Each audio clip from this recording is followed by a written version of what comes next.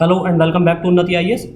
UPSC EPFO की series में आज हम मॉक टेस्ट देखेंगे। अपना मॉक टेस्ट नंबर 19, हम 19th मॉक टेस्ट देखेंगे। इसमें हमने पूरे 120 क्वेश्चंस कवर किए हैं, जिसमें accounts, industrial relation, GS, maths, reasoning, English सभी को हमने कवर किया है। Polity, Indian national movement, general science, economy, computer, सारे ही सेक्शन हमने कवर किए हैं। तो शुरू करते हैं सीधे अपने पहले क्वेश्चन से। रोकड़ बही के संतुलन के संबंध में निम्न में से सही कथन चुनिए। Choose the correct statement from the following regarding the balance of cash book. Statement 1, रोकड़ बही में सदैव जमा पक्ष में शेष रहता है। There is always a balance in the cash side in the cash book, या credit side in the cash book. Statement 2, रोकड़ भुगतानों के लिए बीजक, रसीद, प्रपत्र आदि प्रलेखों को स्रोत प्रलेख माना जाता है। For cash payments, documents such as invoices, receipts, forms, etc. are considered as source documents.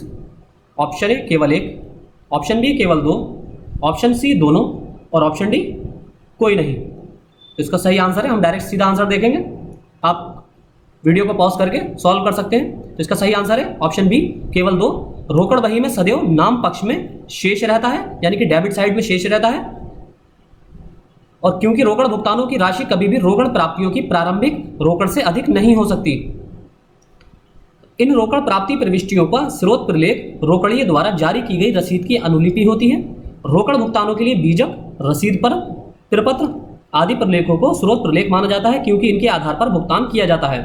तो आप इसमें इंग्लिश वर्जन देख सकते हैं, एक साइड वीडियो को पॉज करके इंग्लिश आप खुद देख सकते हैं जो इंग्लिश के स्टूडेंट्स हैं, वरना वीडियो बहुत लंबी हो जाती है। अगला क्वेश्चन हमारा क्वेश्चन नंबर 2, क्रय वापसी पुस्तक के संबंध में सही कथन चुनिए।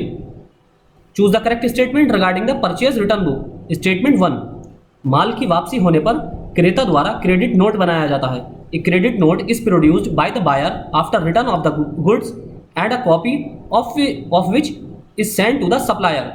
स्टेटमेंट 2, आपूर्तिकर्ता द्वारा क्रय वापसी के संबंध में डेबिट नोट बनाया जाता है। A debit note is prepared by the supplier in relation to the purchase return. Option A केवल एक, ऑप्शन बी केवल दो, ऑप्शन सी दोनों, ऑप्शन डी कोई नहीं। तो इसका सही आंसर होगा ऑप्शन डी कोई नहीं। इस पुस्तक में उधार खरीदे गए माल की वापसी से संबंधित लेन देनों का अभिलेखन किया जाता है। किसमें किया जाता है? क्रय वापसी पुस्तक में। कई बार विभिन्न कारणों से माल के आपूर्तिकारों को खरीदा गया माल वापस किया जाता है, जैसे माल में आवश्यक गुणवत्ता की कमी या दोषपूर्ण माल। जैसे this book records the transactions related to the return of goods purchased and borrowed. Many times the purchased goods are return to the suppliers of goods due to various reasons such as lack of required quality और defective goods.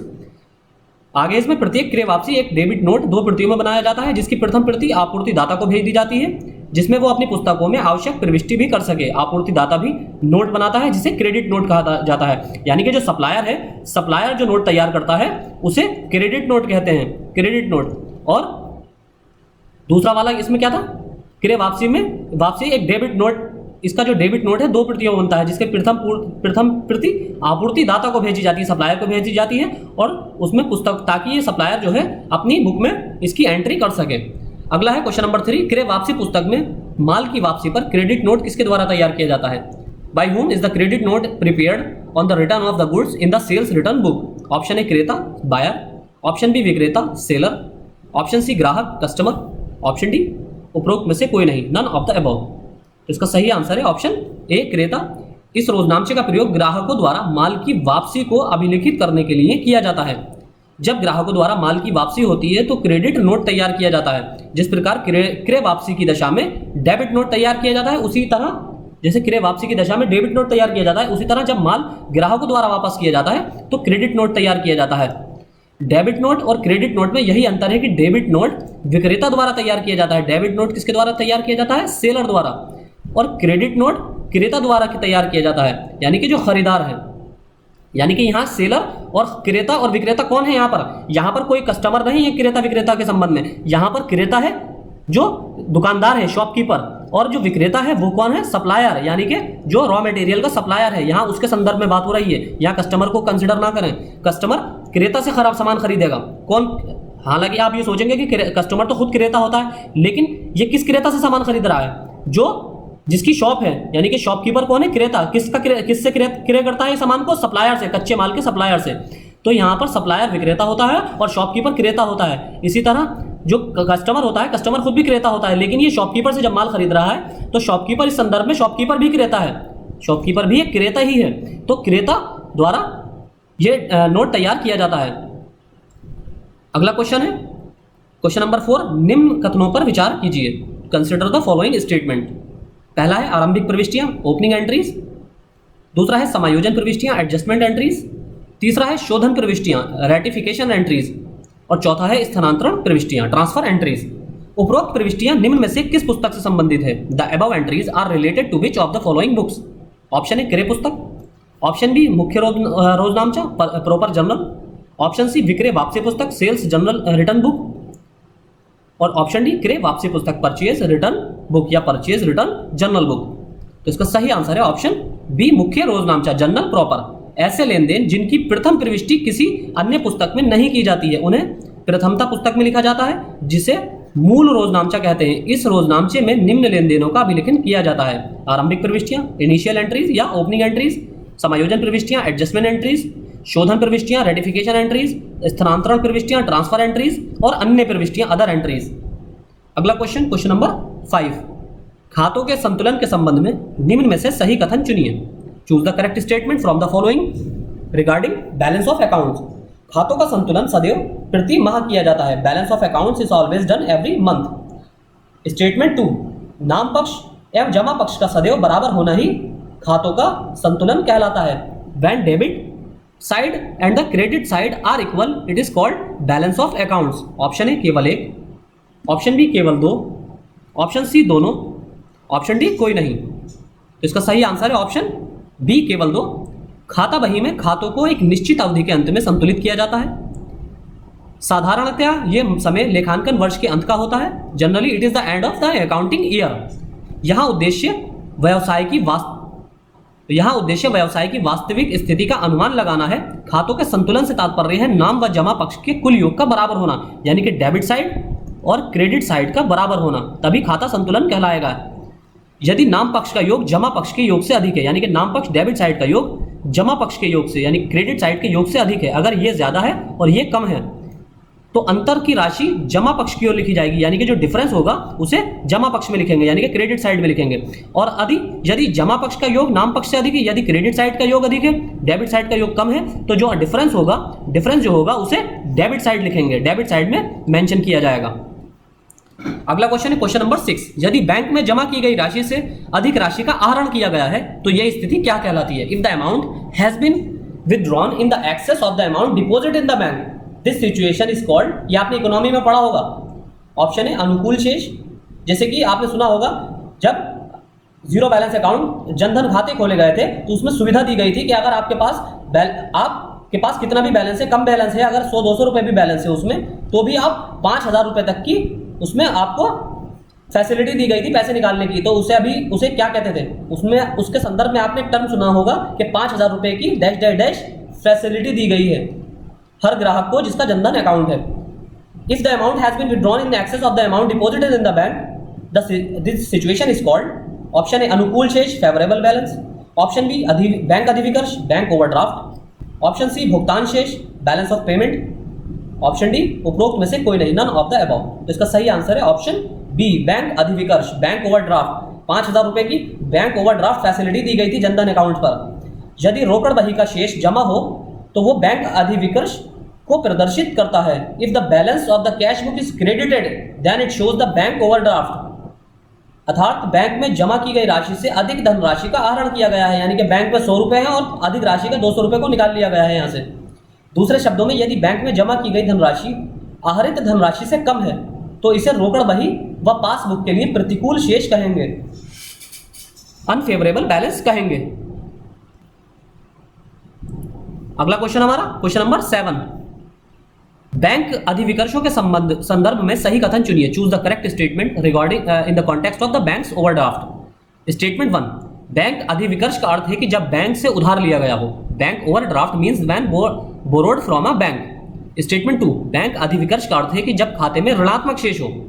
Bank overdraft means when there is a negative balance in the account. ऐसी तरह conceptual question पूछती है UPSC हमेशा कि concept पर आधारित, अगर आपको पता है बैंक ओवरड्राफ्ट का क्या मीनिंग है तो उस पर ड्राइव्ड जो एप्लीकेशन पार्ट है वहीं से क्वेश्चन पूछे जाएंगे कि बैंक ओवरड्राफ्ट के एप्लीकेशन क्या होंगे, अनुप्रयोग क्या होंगे। यह उसी से का ही एक उदाहरण है, यह क्वेश्चन बैंक ओवरड्राफ्ट के एप्लीकेशन का ही एक उदाहरण है।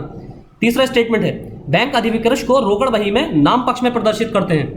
Bank display the overdraft in the cash book in the debit side, यानी कि बैंक जो है अधिविकृत को ओवरड्राफ्ट को रोकड़ बही में कैश बुक में नाम पक्ष में यानी कि डेबिट साइड में प्रदर्शित करते हैं। चौथा, बैंक अधिविकृत को पासबुक में जमा पक्ष में प्रदर्शित करते हैं। बैंक्स जो हैं वो display the overdraft in the credit side of the passbook. Option A केवल 2, ऑप्शन बी 1 2 3, ऑप्शन सी 1 और 2, ऑप्शन डी उपरोक्त सभी। इस तरह के क्वेश्चन छक्के छुड़ा देंगे आपके एग्जाम में। तो इसका सही आंसर होगा ऑप्शन सी 1 और 2।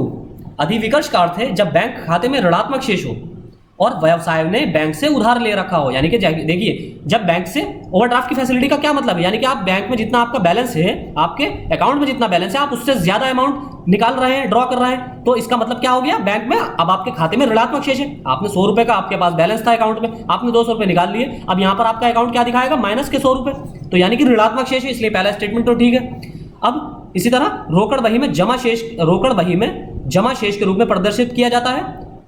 इसको रोकड़ बही में कैश बुक में जमा शेष में क्रेडिट साइड में प्रदर्शित किया जाता है और पासबुक में इसे नाम शेष में, आपकी जो पासबुक है बैंक की उसमें इसे डेबिट साइड में दिखाया जाएगा। अगला क्वेश्चन हमारा क्वेश्चन नंबर 8, व्यवसाय संघ अधिनियम 1926 के अनुसार संघ को मान्यता प्रदान करने के लिए क्या शर्तें हैं? What are the conditions of for granting recognition of the union as per the trade union act 1926। Statement 1, मान्यता की मांग करने वाला संघ एक पंजीकृत संघ है। A union seeking recognition is registered union. Statement 2, संघ का संविधान जो जमा किया गया है वो एक वैधानिक है। The constitution of the union which has been submitted is statutory.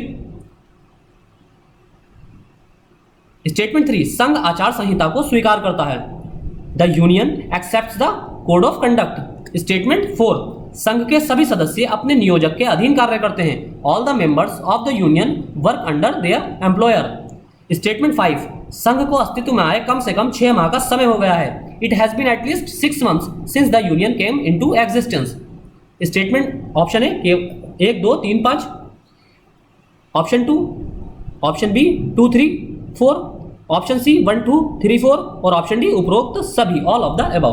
तो इसका सही आंसर होगा ऑप्शन सी 1 2 3 4। अगर आपने हमारे लेक्चर्स ध्यान से बिल्कुल सुने हैं केयरफुली तो आप आसानी से ये क्वेश्चन सॉल्व कर सकते हैं इस तरह के। इसमें संघ को मान्यता प्रदान करने के लिए क्या शर्तें हैं? पारस्परिक समझौते से श्रम न्यायालय के आदेश द्वारा संघ मान्यता देने के लिए कुछ मान्य कसौटियां हैं जिन्हें ध्यान में रखकर निम्न शर्तों के पूर्ण होने पर मान्यता दी जानी चाहिए। मान्यता दी जानी चाहिए तो उसकी क्या कसौटियां हैं? पहला, मान्यता की मांग करने वाला संघ एक पंजीकृत संघ है। A union seeking recognition is a registered union. दूसरी कंडीशन है इसमें, संघ का संविधान जो जमा किया गया है वो वैधानिक है। The constitution of the union which has been submitted a statutory. तीसरी कंडीशन है, संघ आचार संहिता को स्वीकार करता है। The union accepts the code of conduct. चौथा है, संघ के सभी सदस्य अपने नियोजक के अधीन कार्य करते हैं। All the members of the union work under their employer. कोई ठेकेदार का अंडर नहीं होना चाहिए इसमें। और पांचवा है, संघ को अस्तित्व में आए कम से कम 1 वर्ष का समय हो गया हो, और हमने स्टेटमेंट में क्या बताया था, 6 माह का समय, तो यही स्टेटमेंट गलत था। द एसोसिएशन या union has been in existence for at least 1 year. अगला क्वेश्चन क्वेश्चन नंबर 9, व्यवसाय संघ की कार्यकारिणी की बैठकों के मध्य अधिकतम कितना समय होना चाहिए? What should be the maximum time between the meetings of trade union? Option A 2 माह 2 months, ऑप्शन बी 6 माह 6 months, ऑप्शन सी 3 माह 3 months और ऑप्शन डी 1 वर्ष 1 ईयर। तो इसका सही आंसर होगा ऑप्शन बी 6 माह। अगला क्वेश्चन हमारा क्वेश्चन नंबर 10, न्यूनतम मजदूरी अधिनियम से संबंधित पहला अधिवेशन किस वर्ष हुआ था? In which year was the first session related to the minimum wages act held? Option है 1928, option B 1948, option C 1953, option D 1974। तो इसका सही आंसर होगा ऑप्शन ए 1928। इस 1928 में जिनेवा में minimum wages fixing machinery convention हुआ था और उसमें पारित प्रस्तावों को अंतर्राष्ट्रीय लेबर कोड में समाविष्ट किया गया। हाँ, इसमें एक चीज़ और बताना हम भूल गए, आप आईएलओ को बहुत ध्यान से पढ़िए। आईएलओ से क्वेश्चन जरूर पूछा जाता है, इसकी कन्वेंशन जो भी हुई हैं हाल में उसको उस पर आपको नजर रखनी है और याद रखना है। अंतर्राष्ट्रीय श्रम संगठन की इस संबंध में प्रभावी भूमिका रही, जिसके सम्मेलन के पक्षकारों से यह अपेक्षा की गई है कि वे अपने अपने देश में न्यूनतम मजदूरी निर्धारण की दिशा में सार्थक कदम उठाएं। अगला क्वेश्चन है क्वेश्चन नंबर 11। न्यूनतम मजदूरी अधिनियम 1948 के संबंध में सही कथन चुनिए। Choose the correct statement regarding the minimum wages act 1948। Statement 1, यह अधिनियम राज्यों में तब लागू होगा जब किसी उद्योग में कम से कम 10 श्रमिक हों। This act will be applicable in the state if there at least 10 labourers in any industry. अगला क्वेश्चन, अगला स्टेटमेंट नंबर 2, किसी उद्योग में कम से कम निश्चित संख्या से कम श्रमिक होने पर इस अधिनियम का लागू होना अवैध होगा। It will be illegal to apply this act if there is at least a certain number of workers in any industry. Option A केवल 1, ऑप्शन बी केवल 2, ऑप्शन सी दोनों, ऑप्शन डी कोई नहीं। तो इसका सही आंसर है ऑप्शन डी कोई नहीं। यह अधिनियम राज्यों में तब लागू होगा जब किसी उद्योग में कम से कम 1000 श्रमिक हों। किसी नियोजन के लिए न्यूनतम मजदूरी उचित सरकार द्वारा निर्धारित किया जाना अवैध या अनुचित नहीं है, भले ही पूरे राज्य में विवादग्रस्त नियोजन में 1000 से कम कर्मचारी हों। अगला क्वेश्चन है क्वेश्चन नंबर 12। न्यूनतम मजदूरी अधिनियम 1948 के अनुसार मजदूरी में निम्न में से कौन सी मदें शामिल हैं? According to the minimum wages act 1948, which of the following items are included in the wages? पहला है आवास भत्ता, हाउसिंग अलाउंस। दूसरा है आवास आपूर्ति, हाउसिंग एकोमोडेशन। तीसरा है पेंशन फंड और चौथा है उपदान राशि, जिसे ग्रेच्युटी कहते हैं। ऑप्शन है केवल 1, ऑप्शन बी 2 और 3, ऑप्शन सी 1, 2 और 4 और ऑप्शन डी उपरोक्त सभी, ऑल ऑफ द अबव। तो इसका सही आंसर होगा ऑप्शन ए केवल 1। मजदूरी, इसकी क्या परिभाषा है न्यूनतम मजदूरी अधिनियम के तहत? मजदूरी से तात्पर्य ऐसे सभी पारिश्रमिक से है, ऐसे सभी पारिश्रमिक से है जो धन के रूप में अभिव्यक्त किया जा सकता है जिन्हें, और जो किसी ऐसे नियोजित को नियोजन करने के लिए देय हो, बशर्ते नियोजन की शर्तें पूरी कर ली गई हो। इसमें आवास भत्ता भी सम्मिलित है, किंतु मजदूरी की परिभाषा में निम्नलिखित सम्मिलित नहीं है। क्या सम्मिलित नहीं है? पहला है आवास आपूर्ति, प्रकाश पूर्ति जिसके अंतर्गत आता है प्रकाश आपूर्ति, पेयजल आपूर्ति तथा चिकित्सा खर्चे का मूल्य, यह मजदूरी के अंतर्गत सम्मिलित नहीं है। किसी दूसरी सुख सुविधा का कोई सेवा जो समुचित सरकार की धारणा या विशेष आज्ञा द्वारा अपवर्जित है। तीसरा, पेंशन फंड या भविष्य निधि या किसी अन्य सार्वजनिक बीमे की योजना के अधीन नियोजक द्वारा किया गया अंशदान। चौथा है कोई यात्रा भत्ता या यात्रा विषयक का मूल्य। पांचवा है सेवा मुक्ति पर देय उपदान राशि। अगला क्वेश्चन है क्वेश्चन नंबर 13। निम्न में से कौन सी रिट को सार्वजनिक प्राधिकरण तथा व्यक्तिगत प्राधिकरण दोनों के खिलाफ जारी किया जा सकता है? किसी व्यक्ति के इंडिविजुअल के खिलाफ और किसी सार्वजनिक प्राधिकरण के खिलाफ, यानी कि पब्लिक और प्राइवेट दोनों इंस्टीट्यूशन या अथॉरिटी के अगेंस्ट जारी किया जा सकता है। Which of the following writ can be issued against both public authority and individual और प्राइवेट? ऑप्शन है परमादेश, मैंडेमस। ऑप्शन बी बंदी प्रत्यक्षीकरण, हैबियस कॉर्पस। कभी कभी ये जो मैंडेमस हैबियस कॉर्पस है, इनको हिंदी में ना लिखकर इनकी हिंदी स्क्रिप्ट ही लिख दी जाती है, मैंडेमस लिख दिया जाता है। यूपीएससी बहुत ज्यादा इस तरह की गंदगी फैलाने में बहुत ज्यादा माहिर है। हिंदी के टर्म में, हिंदी भाषा के अनुवाद में बहुत ज्यादा गंदगी फैलाती है यूपीएससी। आपको इसलिए मेरी आपसे रिक्वेस्ट है और एक आपको एडवाइस भी है कि जो इस तरह की टर्मिनोलॉजी है पॉलिटी के अंदर स्पेशली टर्मिनोलॉजी आप हिंदी और इंग्लिश दोनों में याद रखें, क्योंकि ये गंदगी फैलाएगी यूपीएससी जरूर। ये मैंडेमस को मैंडेमस ही लिख देते हैं, हैबियस कॉर्पस को हैबियस कॉर्पस आपको हिंदी स्क्रिप्ट में लिख देंगे, स्क्रिप्ट हिंदी कर देंगे, उसकी ट्रांसलेशन नहीं करेंगे। हैबियस कॉर्पस को जैसे बंदी प्रत्यक्षीकरण कहा जाता है, इसी तरह ऑप्शन सी उत्प्रेक्षण, इसको क्या कहा जाता है? सर्टियोररी, इसको हिंदी में ही ऐसे लिख देंगे, हिंदी स्क्रिप्ट में सर्टियोररी। ऑप्शन डी प्रतिषेध, प्रोहिबिशन, प्रोहिबिशन को प्रोहिबिशन ही लिख देंगे। ये इस तरह की भी गंदगी करने में यूपीएससी माहिर है। तो इसका सही आंसर है ऑप्शन बी बंदी प्रत्यक्षीकरण, हैबियस कॉर्पस।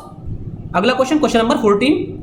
निम्न में से कौन सा अनुच्छेद ग्राम पंचायतों के गठन से संबंधित है? इसमें हमने इजी लेवल के हर सारे सेक्शन, जीएस के जितने सेक्शन है हमने उसमें इजी, मॉडरेट और एडवांस तीनों लेवल के क्वेश्चन रखे हैं। आपको मजा आएगा इस क्वेश्चन सॉल्व करने में, बहुत अच्छे क्वेश्चन हैं और आपको जनरल साइंस के क्वेश्चंस में भी आज मजा आ जाएगा। Which of the following article is the related to the formation of gram panchayat?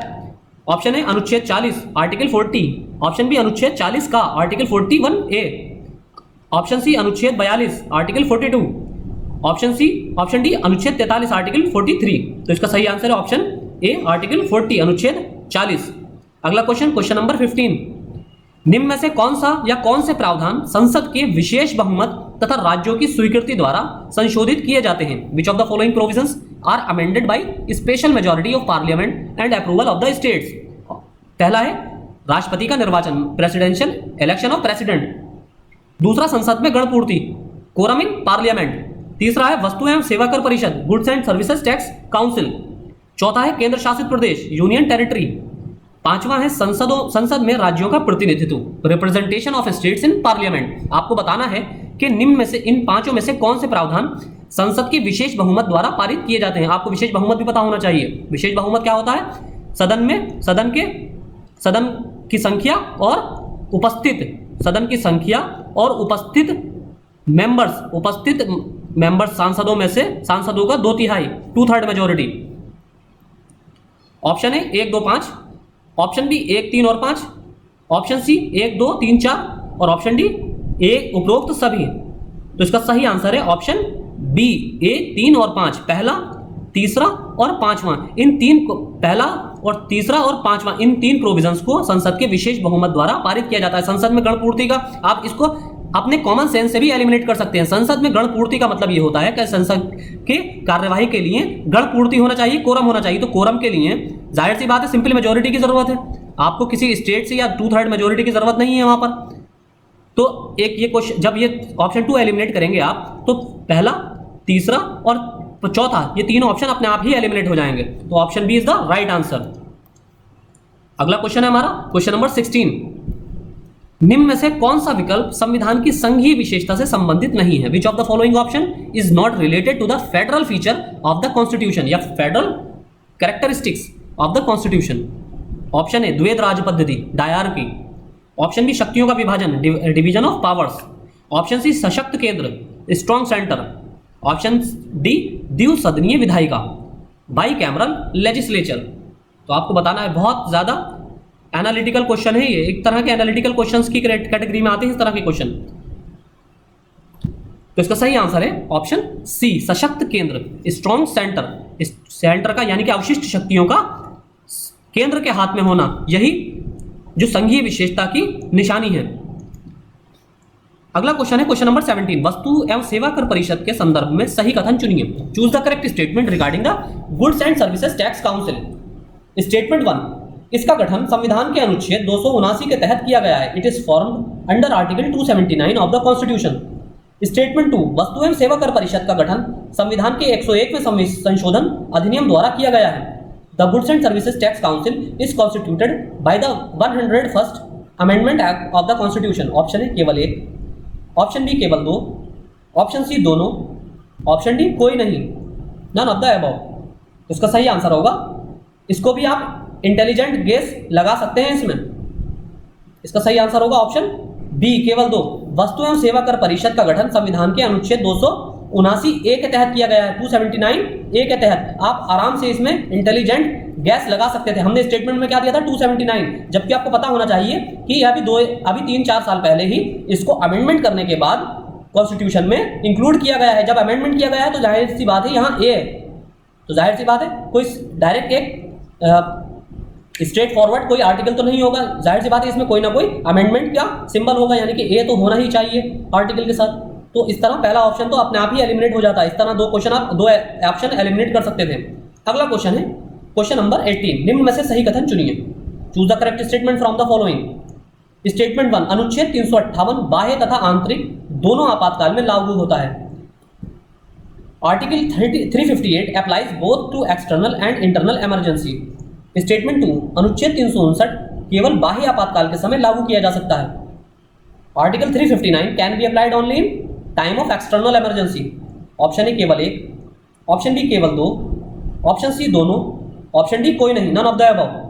तो इसका सही आंसर है ऑप्शन डी, कोई नहीं, नन ऑफ द अबव। अनुच्छेद 359 बाह्य तथा आंतरिक दोनों आपातकाल में लागू होता है और अनुच्छेद 358 केवल बाह्य आपातकाल के समय लागू किया जा सकता है। और हमने क्या बताया था इसमें स्टेटमेंट में 358 बाह्य तथा आंतरिक दोनों में, जबकि हमने इसको शफल कर दिया है। 359 दोनों में लागू होता है और 358 केवल बाह्य आपातकाल में एक्सटर्नल इमरजेंसी के टाइम पर लागू किया जा सकता है। अगला क्वेश्चन है क्वेश्चन नंबर 19, किस अनुच्छेद के तहत राष्ट्रपति संसद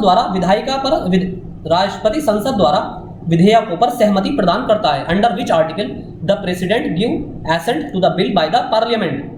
स्टेटमेंट 1 सॉरी ऑप्शन ए अनुच्छेद 110 आर्टिकल 110, ऑप्शन बी अनुच्छेद 72 आर्टिकल 72, ऑप्शन सी अनुच्छेद 111 आर्टिकल 111, ऑप्शन डी अनुच्छेद 143 आर्टिकल 143। बहुत इजी सा क्वेश्चन है ये भी, तो इसका सही आंसर है ऑप्शन सी, अनुच्छेद 111 आर्टिकल 111। अगला क्वेश्चन, क्वेश्चन नंबर 20, निम्न में से कौन सा अनुच्छेद भारत के उपराष्ट्रपति के पद के गठन से संबंधित है? Which of the following articles is related to the formation of the post of vice president of India? थोड़े ये इजी क्वेश्चंस लिए हैं हमने। ऑप्शन है अनुच्छेद 61, ऑप्शन बी अनुच्छेद 63 आर्टिकल 63, ऑप्शन सी अनुच्छेद 62 आर्टिकल 62, ऑप्शन डी अनुच्छेद 60 आर्टिकल 60। तो इसका सही आंसर है अनुच्छेद ऑप्शन बी अनुच्छेद 63 आर्टिकल 63। अगला क्वेश्चन, क्वेश्चन नंबर 21, लोकसभा अध्यक्ष के चुनाव की तारीख कौन निर्धारित करता है? Who decides the date of election of Lok Sabha speaker? Option A प्रधानमंत्री prime minister, option B Lok Sabha सदस्य member of Lok Sabha, option C राष्ट्रपति प्रेसिडेंट, ऑप्शन डी गृह मंत्री होम मिनिस्टर। तो इसका सही आंसर होगा ऑप्शन सी राष्ट्रपति president is the right answer. अगला क्वेश्चन, क्वेश्चन नंबर 22, निम्न में से कौन सा कथन लोकसभा के सामयिक अध्यक्ष के संबंध में सही नहीं है? सामयिक कौन सा होता है? Pro tem speaker. Which of the following statement is not correct with respect to the pro tem speaker of Lok Sabha? Pro tem speaker आपको पता ही होना चाहिए कि क्या होता है, किसे कहते हैं। ऑप्शन है ये नई लोकसभा की पहली बैठक के ठीक पहले तक काम करता है। It works until just before the first sitting of the new elected Lok Sabha. Option B सदन के नेता द्वारा सामयिक अध्यक्ष को नियुक्त किया जाता है। The speaker is appointed by the leader of the house. The pro tem speaker होना चाहिए यहाँ पर। Pro tem speaker is appointed by the leader of the house. Option C सामान्यतः लोकसभा के वरिष्ठ सदस्य को सामयिक अध्यक्ष चुना जाता है। Generally a senior member of the Lok Sabha is elected as the pro tem speaker. Option D सामयिक अध्यक्ष को स्थायी अध्यक्ष के समान ही शक्तियां प्राप्त होती हैं। द प्रोटेम चेयरमैन और speaker enjoys the same powers as the permanent speaker या परमानेंट स्पीकर। इसका सही आंसर है ऑप्शन बी। आपको इसमें बताना था कि सामयिक अध्यक्ष के संबंध में कौन सा सही नहीं है। तो इसमें ऑप्शन बी सही नहीं है। सदन के नेता द्वारा सामयिक अध्यक्ष की नियुक्ति की जाती है, जबकि सामयिक अध्यक्ष को राष्ट्रपति द्वारा नियुक्त किया जाता है। राष्ट्रपति द्वारा नियुक्त किया जाता है, ना कि सदन के नेता द्वारा। और सदन का नेता कौन होता है? प्रधानमंत्री। अगला क्वेश्चन है क्वेश्चन नंबर 23, संसद में बजट पारित होने से पूर्व कितने चरणों से गुजरता है? How many stages go through before the budget is passed in the parliament? बहुत इजी क्वेश्चन लिए हैं, कुछ हमने मॉडरेट लिए हैं और कुछ हमने एडवांस लेवल के लिए हैं। एडवांस लेवल के तो मैं आपको मजा आ जाएगा जनरल साइंस में और इंडियन नेशनल मूवमेंट में भी। तो इसका सही आंसर है ऑप्शन बी 6। बजट में 6 बजट पारित होने से पहले 6 प्रक्रियाओं से गुजरता है। पहली होती है बजट का प्रस्तुतिकरण, इसको प्रस्तुत किया जाता है। दूसरा फिर इस पर आम बहस होती है, जनरल डिबेट होती है। तीसरा विभागीय समिति द्वारा जांच, इन्वेस्टिगेशन बाय डिपार्टमेंटल कमेटी। फिर चौथा होता है अनुदान की मांग पर मतदान, voting on demand for grant. पांचवा चरण होता है विनियोग विधेयक का पारित होना, पासिंग ऑफ एप्रोप्रिएशन बिल। और छठा होता है इसमें वित्त विधेयक का पारित होना, पासिंग ऑफ फाइनेंस बिल। अगला क्वेश्चन है हमारा क्वेश्चन नंबर 24, विभागीय स्थायी समितियों के संबंध में सही कथन चुनिए। Choose the correct statement regarding departmental standing committees. Statement 1, Lok Sabha की नियम समिति की अनुशंसाओं पर संसद में 1993 में इन समितियों का गठन किया गया। These committees were formed in 1993 on the recommendations of the Rules Committee of the Lok Sabha. Statement 2, वर्तमान में इन समितियों की संख्या 24 है। Presently the number of these committees is 24. Option A केवल 1, ऑप्शन बी केवल 2, ऑप्शन सी दोनों, ऑप्शन डी कोई नहीं। तो option C is the right answer, दोनों। ये दोनों ही स्टेटमेंट सही हैं। इसका गठन 1993 में किया गया था और वर्तमान में 24 समितियां हैं, जिसमें से 16 लोकसभा के अंतर्गत काम करती हैं, लोकसभा के अंतर्गत, और 8 समितियां राज्यसभा के अंतर्गत काम करती हैं। अगला क्वेश्चन हमारा क्वेश्चन नंबर 25, उच्चतम न्यायालयों के न्यायाधीशों के संबंध में न्यायाधीशों की अहर्ताओं के संबंध में कौन सा कथन सही नहीं है? Which statement regarding the qualifications of जजेस of supreme court is not correct? Option A, उसे भारत का नागरिक होना चाहिए, he should be a citizen of India. Option B, उसे किसी उच्च न्यायालय में 10 वर्ष तक न्यायाधीश होना चाहिए, ही शुड बी ए जज in a high court of at least 10 years. Option C, उसे उच्च न्यायालय या विभिन्न न्यायालयों में मिलाकर 10 वर्ष तक वकील होना चाहिए। He should be a lawyer in the high court और various courts for 10 years. Option D, राष्ट्रपति के मत में उसे सम्मानित न्यायविद होना चाहिए। He should be a respected jurist in the opinion of the president. तो इसका सही आंसर है ऑप्शन डी, उसे किसी उच्च न्यायालय में 10 वर्ष तक न्यायाधीश होना चाहिए। ये स्टेटमेंट बिल्कुल गलत है। इसका उच्चतम न्यायालय के न्यायाधीशों की अर्हताओं के यानी कि क्वालिफिकेशन से कोई संबंध नहीं है। अगला क्वेश्चन नंबर 26, उच्चतम न्यायालय की स्थापना तथा गठन किस अनुच्छेद के तहत किया जाता है? Under which article the supreme court is established and constituted? Option A अनुच्छेद 124 आर्टिकल 124, ऑप्शन बी अनुच्छेद 126 आर्टिकल 126, ऑप्शन सी अनुच्छेद 143 आर्टिकल 143 और ऑप्शन डी अनुच्छेद 128 आर्टिकल 128। आपको पता ही होगा, इसका सही आंसर है ऑप्शन ए आर्टिकल 124। बहुत इजी सा क्वेश्चन था। अगला क्वेश्चन नंबर 27, संविधान के किस भाग में राज्यपाल से संबंधित प्रावधान दिए गए हैं? राज्यपाल इस बार बहुत ज्यादा इंपॉर्टेंट है। गवर्नर का चैप्टर इस बार एग्जाम के पर्सपेक्टिव से बहुत इंपॉर्टेंट है। In which part of the constitution provisions for related to the governor have been given? Option A भाग 4, ऑप्शन बी भाग 5 पार्ट 5, ऑप्शन सी भाग 6 पार्ट 6 और ऑप्शन डी भाग 7 पार्ट 7। तो इसका सही आंसर है ऑप्शन सी भाग 6 यानी कि पार्ट 6 में जहां राज्य विधायिका के बारे में दिया गया है, राज्य सरकार के बारे में दिया गया है, उसी में ही राज्यपाल की चर्चा की गई है। तो इसमें अनुच्छेद 153 से अनुच्छेद 167 तक राज्यपाल के राज्य कार्यपालिका के बारे में बताया गया है। अगला क्वेश्चन है क्वेश्चन नंबर 28, निम्न में से सही कथन चुनिए। Choose the correct statement from the following.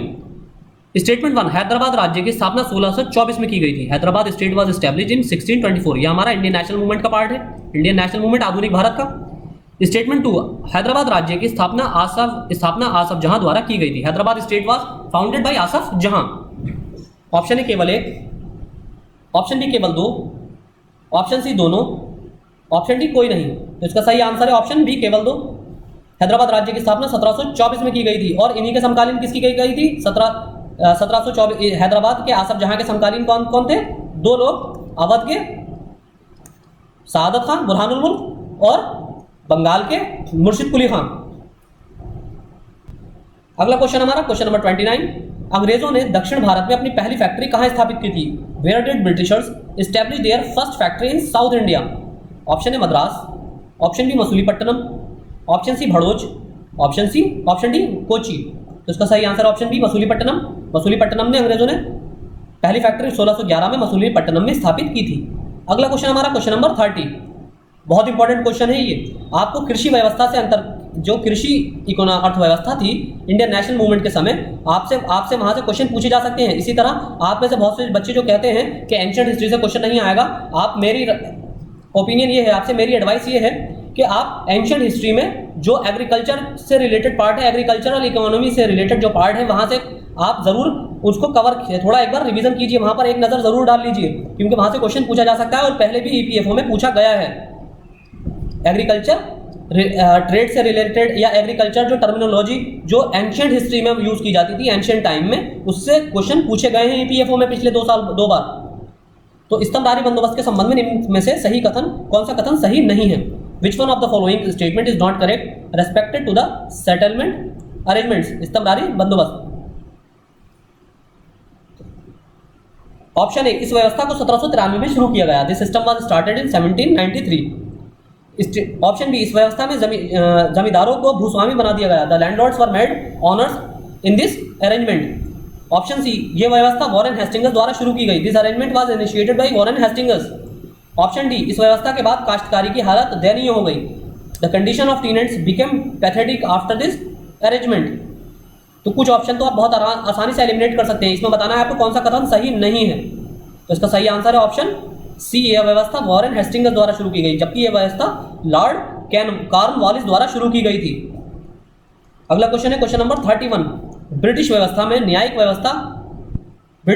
की न्यायिक व्यवस्था में किसने दीवानी न्यायाधीश और कलेक्टर के पदों को अलग किया? In the judicial system of British India who separated post of civil जज and collector? Option A Lord Cornwallis, option B Warren Hastings, option C Lord Linlithgow, option D Lord William Bentinck. तो इसका सही answer होगा option A Lord Cornwallis. अगला question, question number 32, Tattvabodhini Sabha के संबंध में सही कथन चुनिए। Choose the correct statement regarding the Tattvabodhini Sabha. Statement 1, ये इसके बारे में कल हमने स्पेक्ट्रम में चर्चा की थी, स्पेक्ट्रम के लेक्चर नंबर 10 में। स्टेटमेंट 1, इसकी स्थापना देवेंद्र नाथ ठाकुर द्वारा की गई थी। It was founded by Devendra Nath Thakur. Statement 2, इस सभा की स्थापना 1839 में की गई थी। दिस सभा was established in 1839। Devendra Nath Thakur कौन थे? रविंद्रनाथ टैगोर के पिताजी। इसका सही आंसर है ऑप्शन बी, ऑप्शन सी, दोनों ही स्टेटमेंट बिल्कुल सही है। अगला क्वेश्चन हमारा क्वेश्चन नंबर 33, निम्न में से कौन से 1857 के विद्रोह के प्रमुख केंद्र थे? Which of the following was और were the main centre of the revolt of 1857? पहला है झांसी, दूसरा है दिल्ली, तीसरा है बरेली, चौथा है कानपुर, चौथा है लखनऊ और पांचवा है कानपुर। तो बहुत इजी सा क्वेश्चन। ऑप्शन है 1, 2, 4 और 5, ऑप्शन बी 1, 2, 4 और 5, ऑप्शन सी 1, 2 और 3, ऑप्शन डी उपरोक्त सभी। तो उपरोक्त सभी सारे ही ये प्रमुख केंद्र थे। इसी तरह और कौन कौन से केंद्र थे? आपका बिहार का जगदीशपुर थे, जगदीशपुर, और इसके अलावा भी काफ़ी सारे केंद्र थे, जैसे गोरखपुर भी एक केंद्र था, ग्वालियर केंद्र था। तो काफ़ी सारे केंद्र थे, आपको पता होना चाहिए। अगला क्वेश्चन है क्वेश्चन नंबर 34, भारतीय राष्ट्रीय कांग्रेस के पहले अधिवेशन का आयोजन कहाँ किया गया था? Where was the first session of Indian National Congress held? Option A Bombay, option B Madras, option C Calcutta, option D Agra. तो इसका सही आंसर है ऑप्शन ए बम्बई। भारतीय राष्ट्रीय कांग्रेस के पहले अधिवेशन का दिसंबर 1885 में बम्बई में किया गया तथा इसकी अध्यक्षता किसने की? WC बनर्जी द्वारा की गई थी।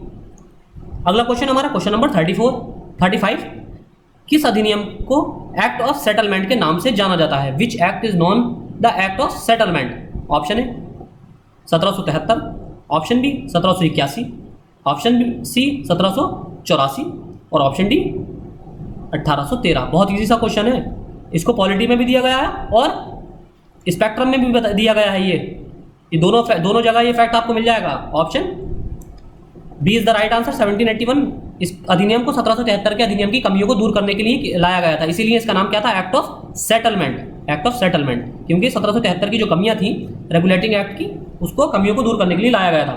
इसके बाद 1784 में पिट्स इंडिया एक्ट लाया गया। अगला क्वेश्चन है क्वेश्चन नंबर 36, 36, द्वितीय आंग्ल मराठा युद्ध किस गवर्नर जनरल के काल में हुआ? The second Anglo Maratha war took place during the reign of which governor general? Option A Warren Hastings, option B Wellesley, option C Curzon और ऑप्शन डी डलहौजी। आपने आंसर तो देख ही लिया है, तो इसका सही आंसर है ऑप्शन बी वेलेजली। द्वितीय आंग्ल मराठा युद्ध 1803 से 5 के मध्य बीच हुआ था तथा इस समय भारत के तत्कालीन गवर्नर जनरल लॉर्ड वेलेजली थे। अगला क्वेश्चन है हमारा क्वेश्चन नंबर 37, निम्न में से कौन सा सही सुमेलित नहीं है? Which of the following is not correctly matched? पहला है प्रथम आंग्ल मैसूर युद्ध, इसमें मद्रास की संधि हुई थी। इसके बाद फर्स्ट एंग्लो मैसूर वॉर, ये किससे संबंधित है? ट्रीटी ऑफ मद्रास के बाद ये फर्स्ट एंग्लो मैसूर वॉर खत्म हुआ। दूसरा, क्या द्वितीय आंग्ल मैसूर युद्ध मंगलोर की संधि पर खत्म हुआ? तीसरा, प्रथम आंग्ल मराठा युद्ध क्या ये बेसिन की संधि पर खत्म हुआ? और चौथा, द्वितीय आंग्ल मराठा युद्ध क्या इसके बाद सालाबाई की संधि हुई थी? तो आपको बताना है कौन सा सुमेलित नहीं है। ऑप्शन ए 1 और 2, ऑप्शन बी 2 और 3, ऑप्शन सी 1 और 3, ऑप्शन डी 3 और 4। तो इसका सही आंसर है ऑप्शन डी 3 और 4। प्रथम आंग्ल मराठा युद्ध सालाबाई की संधि पर खत्म हुआ था और द्वितीय आंग्ल मराठा युद्ध के बाद बेसिन की संधि हुई थी। तो ये आपको ये भी याद रखना है कि किस युद्ध के बाद कौन सा युद्ध किस संधि के होने पर खत्म किया गया था। अगला क्वेश्चन है हमारा क्वेश्चन नंबर 38, किस गवर्नर जनरल द्वारा पंजाब राज्य को ब्रिटिश राज्य में मिलाया गया था? The state of Punjab was annexed into the British empire by which governor general? Option A Lord Dalhousie, option B Warren Hastings, option C Lord Mayo, option D Lord Curzon. तो इसका सही आंसर होगा option A Lord Dalhousie. 21 फरवरी 1849 को अंग्रेजों ने गुजरात युद्ध में सिखों को बुरी तरह पराजित किया तथा गवर्नर जनरल लॉर्ड डलहौजी ने पंजाब राज्य को ब्रिटिश साम्राज्य में के अंतर्गत अधिकृत कर लिया था। तो इसी के समय यहाँ इसके बाद पंजाब पर भी विजय प्राप्त किन्होंने की थी, क्योंकि वहाँ पर जो वहाँ पंजाब के राजा थे उनकी मृत्यु हो गई थी। अगला क्वेश्चन है क्वेश्चन नंबर 39, सहायक संधि लागू किए गए निम्न क्षेत्रों को कालानुक्रम में व्यवस्थित कीजिए। Arrange the following areas of subsidiary alliance in chronological order, के जिस क्षेत्र को पहले अधिग्रहित किया गया आपको उसे पहले रखना है, और उसके बाद जिसको बाद में अधिग्रहित किया गया उसको बाद में आपको अरेंज करना है, लगाना है। तो पहला है अवध, दूसरा है तंजौर, तीसरा है हैदराबाद और चौथा है पेशवा। ऑप्शन है 1 2 3 4, option B 4 1 2 3, option C 3 2 1 4, option D 4 2 1 3। बहुत आसानी से इसमें आप 2 ऑप्शन तो बड़ी आसानी से एलिमिनेट कर सकते हैं, क्योंकि अवध का सबको पता है कि इसको सबसे लास्ट में अधिग्रहित किया गया था, तो पहला वाला तो सबसे लास्ट में ये आएगा, यानी कि पहला इसमें सबसे लास्ट में आएगा। सॉरी, इसमें पहला लास्ट में नहीं आएगा, क्योंकि इसमें 1 2 महीने के डिफरेंस भी हैं, पेशवा में और अवध में 1 महीने का डिफरेंस है। तो आपको बताना है इसमें सही आंसर। तो सही आंसर है हमारा ऑप्शन सी 3214। अवध को नवंबर 1801 में अधिग्रहित किया गया, तंजौर अक्टूबर 1799, हैदराबाद 1798 और पेशवा दिसंबर 1801। तो इस तरह तीसरा सबसे पहले आएगा, उसके बाद 1799 में तंजौर यानी कि दूसरा, फिर उसके बाद अवध को नवंबर 1801, इसलिए पहला अवध है, और चौथा आपका सबसे लास्ट कौन सा है? पेशवा। चौथा सबसे लास्ट आएगा, यानी कि इसको दिसंबर 1 महीने बाद पेशवा को अधिग्रहित किया गया था। अगला क्वेश्चन हमारा क्वेश्चन नंबर 40, फकीर विद्रोह किस राज्य में प्रारंभ हुआ? बहुत easy question. In which state did the fakir rebellion और revolt begin? Option A Awadh, option C Bengal, option B Bengal, option C Orissa, option D Bihar. तो इसका सही आंसर है ऑप्शन बी बंगाल। अगला क्वेश्चन हमारा क्वेश्चन नंबर 41, निम्न में से कौन सा सन्यासी विद्रोह का मूल कारण था? Which of the following was the root cause of the saint rebellion या सन्यासी रिबेलियन? सन्यासी रेबेलियन और रिवोल्ट। तो इसका ऑप्शन है लगान की दरें, रेट्स, ऑप्शन बी जमींदारी व्यवस्था, जमींदारी सिस्टम, ऑप्शन सी तीर्थ यात्रा कर, पिलग्रिमेज टैक्स, और ऑप्शन डी बंधुआ मजदूरी, बॉन्डेड लेबर। तो इसमें बहुत, ये भी कल हमने देखा था, आसानी से आप इसका आंसर बता सकते हैं। ऑप्शन सी तीर्थ यात्रा कर, पिलग्रिमेज टैक्स। इस विद्रोह का मुख्य कारण तीर्थ स्थानों पर यात्रा करने पर प्रतिबंध लगाया जाना था, और सन्यासी मुख्यतः हिंदू, नागा और गिरी के सशस्त्र सन्यासी थे। अगला क्वेश्चन का हमारा क्वेश्चन नंबर 42, सुमेलित कीजिए, match the following. Option A, ये भी हमने कल देखा था, सम्मिति आयु अधिनियम 1930, क्या ये उसे 1930 में लाया गया था? ऑप्शन बी शारदा एक्ट, क्या ये 1891 में लागू हुआ? तीसरा है कलकत्ता तरुणी सभा, क्या ये 1849 में लागू हुआ? और बैथून स्कूल, क्या ये 1819 में स्थापित हुआ? तो आपको इसको सुमेलित करना है, तो इसका सही आंसर है ऑप्शन डी 2143। सम्मिति आयु अधिनियम 1891 में, शारदा एक्ट 1930, क्योंकि शारदा एक्ट के बाद ही इसमें परिवर्तन किया गया था शादियों में। फिर है कलकत्ता तरुणी सभा 1819 और बैथून स्कूल 1849। अगला क्वेश्चन हमारा क्वेश्चन नंबर 43, निम्न में से सही कथन चुनिए, choose the correct statement from the following. Statement 1, राजा राम मोहन राय ने 1828 में ब्रह्म सभा का गठन किया। राजा राम मोहन राय फॉर्म द ब्रह्म सभा इन 1828। स्टेटमेंट 2, राजा राम मोहन राय के समय में लॉर्ड विलियम बेंटिक ने सती प्रथा को गैर कानूनी घोषित किया। At the time of king Raja Ram Mohan Roy, Lord William Bentinck declared the practice of sati illegal. Option A केवल 1, ऑप्शन बी केवल 2, ऑप्शन सी दोनों, ऑप्शन डी कोई नहीं। इसको भी हमने कल के लेक्चर में देखा था स्पेक्ट्रम में, तो इसका सही आंसर होगा ऑप्शन सी दोनों। राजा राम मोहन राय के समय में ही 1829 में लॉर्ड विलियम बेंटिक ने सती प्रथा को गैर कानूनी घोषित किया था। अगला क्वेश्चन है हमारा क्वेश्चन नंबर 44। क्वेश्चन नंबर 44 है, हेनरी विवियन डिरीजियो द्वारा निम्न में से किस संस्था का गठन किया गया था? Henry Vivian Derozio, which of the following organization was formed by Henry Vivian Derozio? पहली है एंग्लो इंडियन हिंदू एसोसिएशन, दूसरी बंगहित सभा, और तीसरी है डिबेटिंग क्लब। ये भी हमने कल के स्पेक्ट्रम के लेक्चर में देखा। ऑप्शन ए केवल 2, ऑप्शन बी 2 और 3, ऑप्शन सी 1 और 3, ऑप्शन डी उपरोक्त तो सभी, ऑल ऑफ द अबव। इसका सही आंसर होगा ऑप्शन डी उपरोक्त सभी। इन सभी का गठन हेनरी विवियन डिरीजियो द्वारा किया गया था। तो जैसे एक जिसमें से यंग हस्बैंड अभियान भी था, यंग हस्बैंड अभियान भी था। अगला क्वेश्चन हमारा क्वेश्चन नंबर 45, निम्न को कालानुक्रम में व्यवस्थित कीजिए। Arrange the following in chronological order. पहला है भगत सिंह, सुखदेव तथा राजगुरु को फांसी, capital punishment to Bhagat Singh, Sukhdev and Rajguru. दूसरा है काकोरी कांड, तीसरा है सांडर्स हत्याकांड, Saunders massacre. Option A 1 2 3, option B 2 1 3, option C 2 3 1 और ऑप्शन डी 3 2 1। तो इसका सही आंसर है ऑप्शन सी 2 3 1। भगत सिंह सुखदेव राजगुरु को फांसी 23 मार्च 1931, काकोरी कांड 1925 और सांडर्स हत्याकांड 1928। तो सबसे पहले दूसरा, तीसरा और पहला। सबसे पहले काकोरी कांड हुआ, उसके बाद सांडर्स हत्याकांड, उसके बाद भगत सिंह को फांसी दी गई 1931 में। अगला क्वेश्चन हमारा क्वेश्चन नंबर 46। कोलाइड के संबंध में निम्न कथनों पर विचार कीजिए। Consider the following statement regarding colloids. Statement 1, ये एक प्रकार का विषमांगी विलयन होता है। It is a type of heterogeneous solution.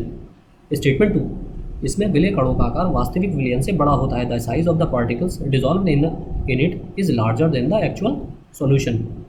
सही कथन इसमें से चुनना है हमें। ऑप्शन ए केवल एक, ऑप्शन बी केवल दो, ऑप्शन सी दोनों, ऑप्शन डी कोई नहीं, नन ऑफ द अबव।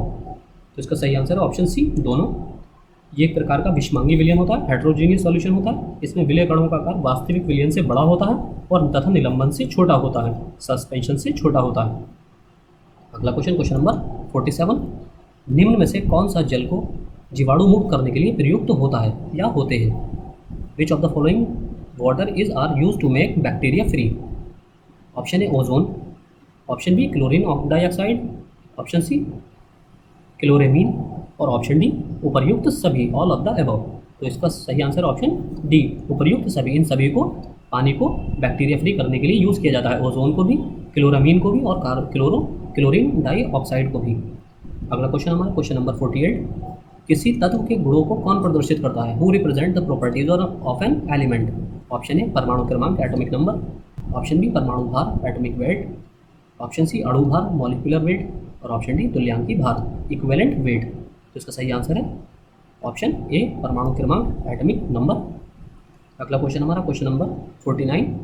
पिटवा लोहा के संबंध में सही कथन चुनिए। Choose the correct statement regarding पिटवा पिट्स आयरन या रॉड आयरन।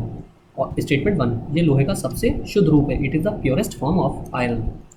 स्टेटमेंट 2, इसका गलनांक लगभग 1500 डिग्री सेंटीग्रेड होता है। Its melting point is about 1500 degree centigrade Celsius. Option A केवल एक, ऑप्शन बी केवल दो, ऑप्शन सी दोनों, ऑप्शन डी कोई नहीं, नन ऑफ द अबव। तो इसका सही आंसर है ऑप्शन सी दोनों। ये लोहे का सबसे शुद्ध रूप है।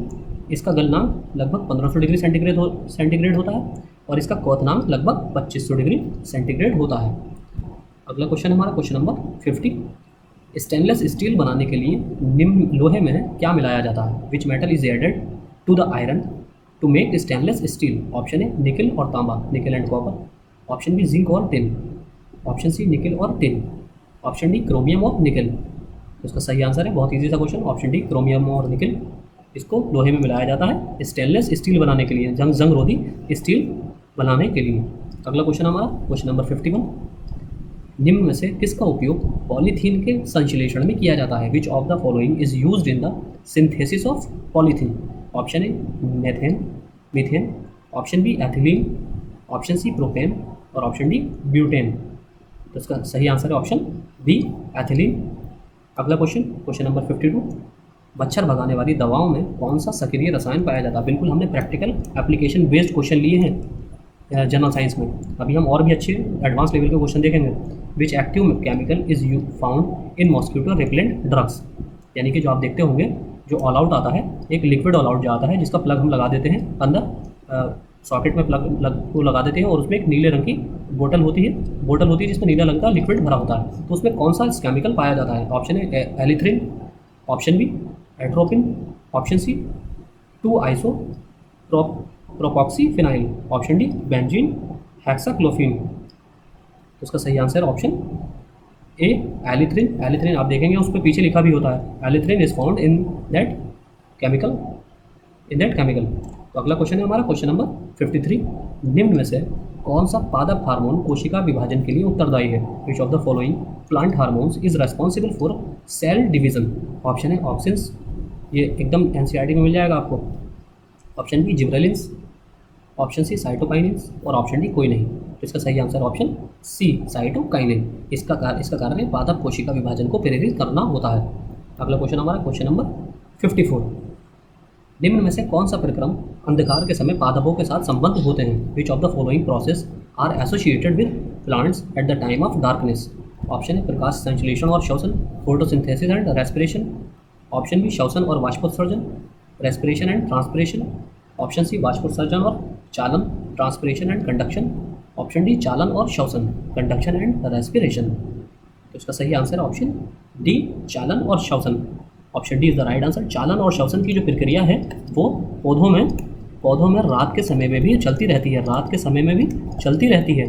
चालन और कंडक्शन और आपका रेस्पिरेशन, ये दोनों क्रियाएं रात के समय में भी चलती रहती हैं, सिर्फ फोटोसिंथेसिस रुक जाता है।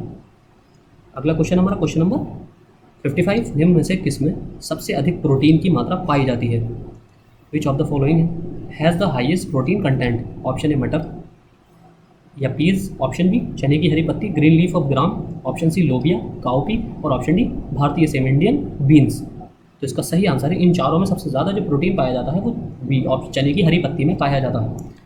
तो अब इसको देख लेते हैं। चने की हरी पत्ती में 8.2 ग्राम पर 100 ग्राम, मटर में 7.2 ग्राम पर 100 ग्राम, लोबिया में 4.3 ग्राम पर 100 ग्राम और भारतीय सेम में 3.8 ग्राम पर 100 ग्राम। अगला क्वेश्चन है क्वेश्चन नंबर 55, मानव शरीर में निम्न में से किस में अतिरिक्त रक्त भंडार होता है जहां से कमी होने की स्थिति में रक्त का मोचन होता है, यानी कि फ्लो होता है? यानी कि इसमें ये पूछा गया है कि अगर जिसे चोट लगती है और ब्लीडिंग होती है, किसी को चोट लगने पर जो ब्लीडिंग होती है, तो जो रक्त की कमी होती है किसी के शरीर में, बॉडी में जो रक्त की कमी होती है, आयरन की डेफिशिएंसी जो होती है, उस कमी को मनुष्य का शरीर कौन से अंग से के रक्त से पूरा करता है? यानी कि एक अंग होता है उस हमारे मनुष्य के शरीर में जिसमें एक्स्ट्रा जो ब्लड है उसका स्टोर किया जाता है और वहाँ से रक्त की पूर्ति की जाती है। तो उस वो रक्त का जो स्टोर है वो कहाँ होता है? In the human body, which of the following is the excess blood store where in the event of deficiency there is redemption of blood? Option A यकृत लीवर, ऑप्शन बी अग्नाशय पैंक्रियास, ऑप्शन सी प्लीहा spleen और option D लसिका lymph. तो इसका सही answer option C प्लीहा में extra blood store होता है और ब्लीडिंग के समय या रक्त की कमी के समय यहाँ से रक्त का ट्रांसपोर्टेशन किया जाता है, संचरण किया जाता है। अगला क्वेश्चन हमारा क्वेश्चन नंबर 57, किस शारीरिक प्रक्रम से थ्रोम्बिन का संबंध है? Which physical process is associated with thrombin? Option A उत्सर्जन एक्सक्रीशन, ऑप्शन बी रक्त जमाव ब्लड क्लॉटिंग, ऑप्शन सी प्रजनन रिप्रोडक्शन, ऑप्शन डी वृद्धि ग्रोथ। तो इसका सही आंसर होगा ऑप्शन बी रक्त जमाव। थ्रोम्बिन जो है रक्त जमाव से संबंधित है। अगला क्वेश्चन हमारा क्वेश्चन नंबर 58, वृद्धावस्था में होने वाला नेत्र दोष निम्न में से कौन सा है?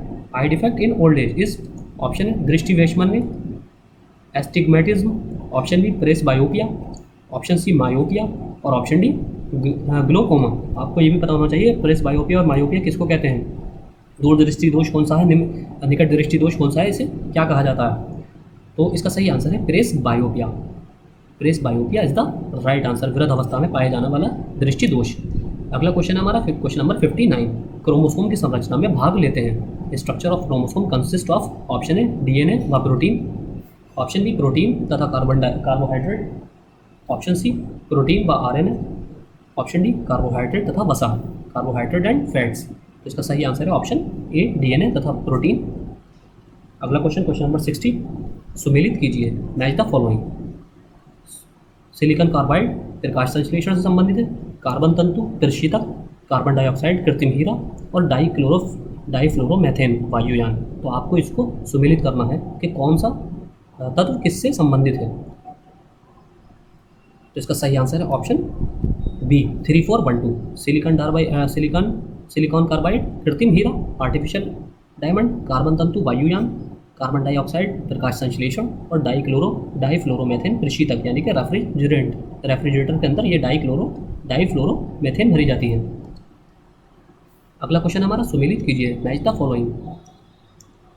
कशेरु हाथ, फीमर 33 कशेरुकाएं, क्रेनियम पैर, ह्यूमरस 8 हड्डियों का बना। तो इसमें से आपको सुमेलित करना है कि कौन सा किससे संबंधित है। तो इसका सही आंसर है, बहुत एडवांस लेवल के क्वेश्चन है ये जनरल साइंस में और आपसे इसी तरह के क्वेश्चन पूछे जाएंगे। तो इसका सही आंसर है ऑप्शन बी 2341, कशेरु 33 कशेरुकाएं, फीमर जो होता है पैर में होती है, पैर की हड्डी है, क्रेनियन ये 8 हड्डियों का बना होता है और ह्यूमरस ये हाथ की हड्डी को ह्यूमरस कहते हैं, ह्यूमरस होती है हाथ की हड्डी में। अगला क्वेश्चन हमारा क्वेश्चन नंबर 62, सुमेलित कीजिए मैच द फॉलोइंग। सूची 1 से सूची 2 को आपको सुमेलित करना है। बाह्य कंकाल, अंगूठा, कशेरुका, नाखून, सर्वाधिक लंबी अस्थि, अक्षीय, सैडल जोड़, फीमर। तो आपको इसको सुमेलित करना है। सैडल जॉइंट फीमर से संबंधित है। लॉन्गेस्ट बोन आपकी एक्शियल है, कशेरुका, नाखून और बाह्य कंकाल, अंगूठा। तो इसका सही आंसर है, इसको तो आप आसानी से मैच कर लेंगे। सी का आंसर होगा 4, सर्वाधिक लंबी अस्थि, फीमर। तो इसका सही आंसर सी का तो 4 हो जाएगा। जब सी का 4 होगा तो एक ही ऑप्शन में है, जो कि B is the right answer. 2 3 4 1, बाह्य कंकाल, नाखून, कशेरु, अक्षीय, सर्वाधिक लंबी अस्थि, फीमर, सैडल जोड़, अंगूठा। सैडल जॉइंट जो है अंगूठे को कहते हैं। अगला क्वेश्चन हमारा क्वेश्चन नंबर 63, सुमेलित कीजिए मैच द फॉलोइंग। पहला है पैक्सिन, एमिनो एसिड से बने सरल घुलनशील पदार्थ, simple soluble substance made from amino acids. Option B rennin, छोटी आंत का प्रारंभ। सी है ग्रहणी, कैसिनोजिन प्रोटीन से कैसिन। और चौथा है पैक्टीन, पेप्टोन, प्रोटीन को पेप्टोन में बदलना। तो आपको सुमेलित करना है। इसका सही answer option B 4321, 4321, 4321 is the right answer. तो ये राइट आंसर है इसका, option B is the right answer, 4321। अगला क्वेश्चन हमारा क्वेश्चन नंबर 64, न्यूटन की गति का पहला नियम किस संकल्पना को पर आधारित है? Newton first law of motion conceives. Option है ऊर्जा, एनर्जी। ऑप्शन बी कार्य, वर्क। ऑप्शन सी संवेग, मोमेंटम। और ऑप्शन डी जड़त्व, इनर्शिया। तो न्यूटन का गति का पहला नियम जो है इनर्शिया, यानी कि option D is the right answer, जड़त्व पर आधारित है। अगला क्वेश्चन हमारा क्वेश्चन नंबर 65, प्रकाश वर्ष है। लाइट ईयर्स मीन्स ऑप्शन है वो वर्ष जिसमें फरवरी 29 दिन का होता है। The year in which February is 29 days. Option B वो दूरी जो प्रकाश एक वर्ष में तय करता है। The distance that light travels in a year. Option C वो समय जो सूर्य की किरणें पृथ्वी तक पहुंचने में लेती हैं। The time that sun rays take to reach the earth level. Option D वो समय जिसमें अंतरिक्ष यान पृथ्वी से चंद्रमा तक पहुंचने में लेता है। The time in which spacecraft takes to reach the moon from earth.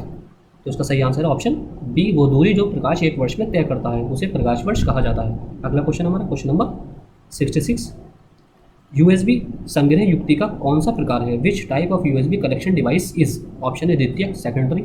Option B सहायक, असिस्टेंट या सब्सिडरी।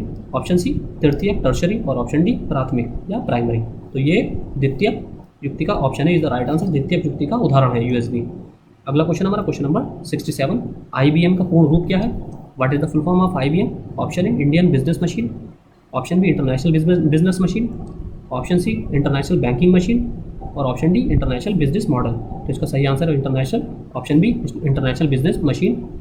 अगला क्वेश्चन हमारा क्वेश्चन नंबर 68, निम्न में से कौन सी भाषा उच्च स्तरीय भाषा नहीं है? Which of the following language is not high level language? Option है COBOL. Option B C++। Option C FORTRAN. और ऑप्शन डी असेंबली भाषा, असेंबली लैंग्वेज। तो इसका सही आंसर है ऑप्शन डी असेंबली लैंग्वेज। अगला क्वेश्चन है इसमें क्वेश्चन नंबर 69, कंप्यूटर में अधिकांश प्रोसेसिंग होती है। Most processing in a computer is? Option है memory. Option B RAM. Option C motherboard. और ऑप्शन डी CPU। तो इसका सही आंसर होगा option D CPU। CPU is the right answer. अगला क्वेश्चन हमारा क्वेश्चन नंबर 70, चतुर्थ पीढ़ी का मुख्य अवयव था। What was the main component of fourth generation computer? Option A transistor. Option B वृहद एकीकृत परिपथ। ऑप्शन सी एकीकृत परिपथ, इंटीग्रेटेड सर्किट। और ऑप्शन डी निर्वात नलिका, वैक्यूम ट्यूब्स। तो इसका सही आंसर है ऑप्शन बी वृहद एकीकृत परिपथ, लार्ज इंटीग्रेटेड सर्किट। अगला क्वेश्चन हमारा क्वेश्चन नंबर 71, वह कौन सी डिवाइस है जो जानकारी एंटर करती हैं तथा कंप्यूटर के साथ कम्युनिकेट करने देती हैं? Which devices enter information and allow communicating with computer? Option A software. Option B input device. Option C hardware. और ऑप्शन डी कोई नहीं, नन ऑफ द अबव। तो इसका सही आंसर है option B input device. Input device से computer के साथ कम्युनिकेशन करने में मदद करती हैं।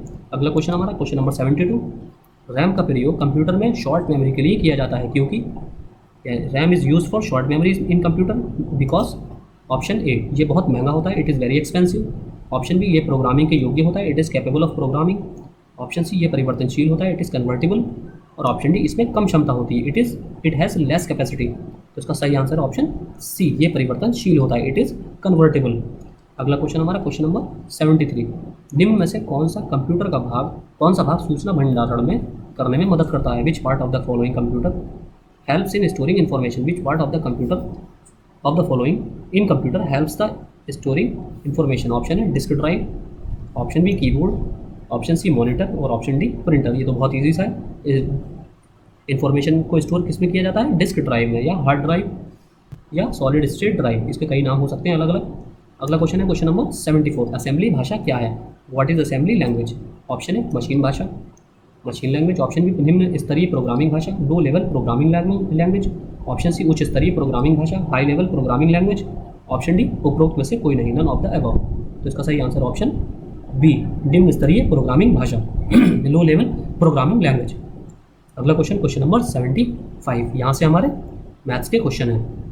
घड़ी की दोनों सुइयाँ प्रत्येक 65 मिनट पर आपस में मिलती हैं। बताइए कि 24 घंटे में घड़ी कितनी तेज या मंद हो जाएगी? Both the needles of the clock meet each other on 65 minutes. Tell how fast और slow the watch will be in 24 hours. Option है 10 सही 10/143 मिनट हल्की। ऑप्शन बी 10 सही 10/143 मिनट तेज। ऑप्शन सी 11 सही 12/143 मिनट मंद यानी कि हल्की। और ऑप्शन डी 12 सही 10/143 मिनट तेज। तो इसका सही आंसर होगा ऑप्शन बी, 10 सही 10/143 मिनट तेज हो जाएगी, घड़ी फास्ट हो जाएगी। अगला क्वेश्चन क्वेश्चन नंबर 76। 1 इंच किनारे वाली लकड़ी के छोटे घनों को एक साथ रखकर 3 इंच किनारे वाला एक ठोस घन बनाया गया है। फिर उस घन को बाहर सब और लाल पेंट कर दिया गया है, यानी कि उसके सारे तरफ सब तरफ लाल पेंट कर दिया गया है। जब बड़े घन को मूल छोटे घनों में तोड़ा गया तो कितने घनों के चारों ओर लाल पेंट होगा? A solid cube with 3 inches edge has been made by putting small cubes of wood of 1 inch edge. Then that big cube was painted all over with red color. Then the large cube would be broken into the original smaller cubes. How many cubes will have red paint on all 4 sides? Option A 0, option B 1, option C 3, option D 4 या 4। तो ये हमारे सारे जो है reasoning के question चल रहे हैं। तो इसका सही आंसर ऑप्शन ए 0। अगला क्वेश्चन हमारा क्वेश्चन नंबर 77। अशोक उत्तर की ओर चलना प्रारंभ करता है और 40 मीटर चलने के बाद वो बाईं ओर मुड़ जाता है। फिर वो 40 मीटर चलता है। इसके बाद वो फिर बाईं ओर मुड़ जाता है और 30 मीटर चलता है। फिर वो बाईं ओर मुड़ जाता है और 50 मीटर चलता है। बताइए कि वो अपने प्रारंभिक स्थान से कितनी दूरी पर है? Ashok starts walking towards north and after walking 40 metre he turns to the left and then walks 40 metre. After this he again turns to the left and walks 30 meter. He then turns to the left and walks 50 meter. Then how far he is from his starting place? Option A 20 meter 20 meter. Option B 10 root 2 meter 10 root 2 meter. Option C 30 meter और option D 20 root 2 metre यानी कि 20 root 2 metre. तो इसका सही answer होगा option B 10 root 2 metre. आप आसान इसको पॉज करके सॉल्व कर सकते हैं। अगला क्वेश्चन हमारा क्वेश्चन नंबर 78। तो इसमें 3 कंडीशन दी गई हैं। पहला है A + B का अर्थ है A B की पुत्री है। दूसरा है A × B का अर्थ है A B का पुत्र है। और तीसरा है A - B का अर्थ है A B की पत्नी है, यानी कि A + B means A is the daughter of B, A × B means A is the sun of B और A - B means A is wife of B। तो अब आपको बताना है कि यदि P × Q - S हो, P × Q - S, तो निम्नलिखित में से कौन सा कथन सत्य है? अगर ये कंडीशन दी हुई हो तो इन तीनों कथनों के आधार पर कौन सी निम्न में से ऑप्शन सही होगा? S P का पिता है, P Q की पुत्री है, P is daughter of Q। Option C Q P का पिता है, Q is the father of P और ऑप्शन डी S Q की पत्नी है, S is wife of Q। तो इसका सही आंसर होगा ऑप्शन ए, S P का पिता है। आप इसको आराम से रोक कर पॉज करके सॉल्व कर सकते हैं। अगला क्वेश्चन भी इसी पर आधारित है कि स्टेटमेंट दी है आपको 3, A + B का अर्थ है A B की पुत्री है, A + B means A is the daughter of B।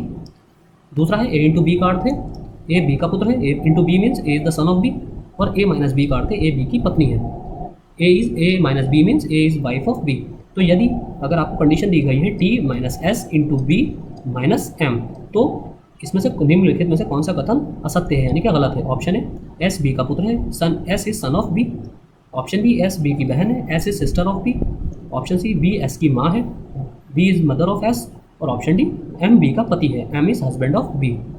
तो आपको बताना है इसमें से कौन सा कथन सही नहीं है, असत्य है यानी कि गलत कथन है। तो ऑप्शन बी S B की बहन है, ये कथन गलत है, बाकी सारे सही हैं।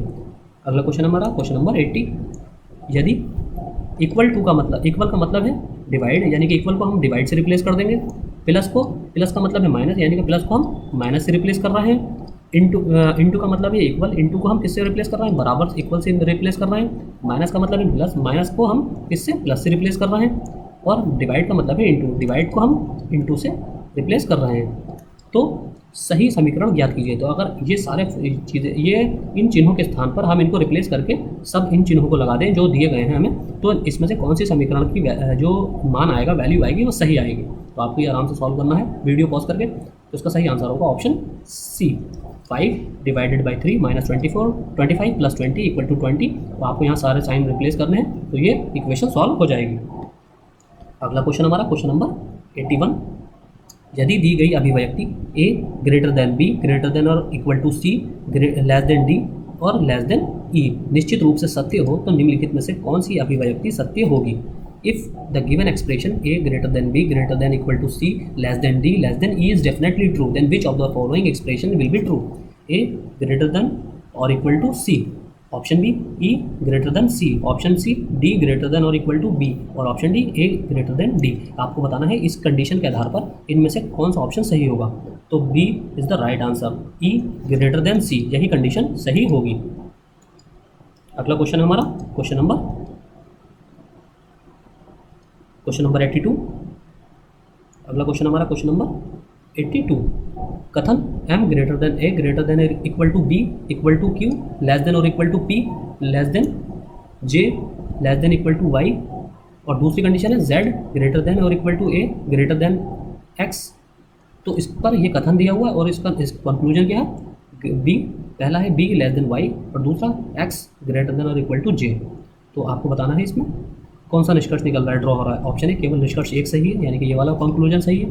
दूसरा केवल निष्कर्ष, कोई निष्कर्ष सही नहीं है, यानी कि दोनों में से कोई भी कंक्लूजन सही नहीं है। ऑप्शन सी केवल निष्कर्ष 2 सही है, यानी कि ये वाला स्टेटमेंट सिर्फ सही है, और दोनों निष्कर्ष सही है, यानी कि दोनों के दोनों सही हैं। आपको इस स्टेटमेंट पर बेस्ड इन कंक्लूजन पर को ड्रॉ करना है। तो इसका सही आंसर ऑप्शन ए, केवल निष्कर्ष एक सही है। अगला क्वेश्चन हमारा क्वेश्चन नंबर 83। ये भी इसी पर बेस्ड है, इसी पर ही बेस्ड है हमारा ये क्वेश्चन। अगला m greater than a greater than और equal to b greater than और इक्वल टू b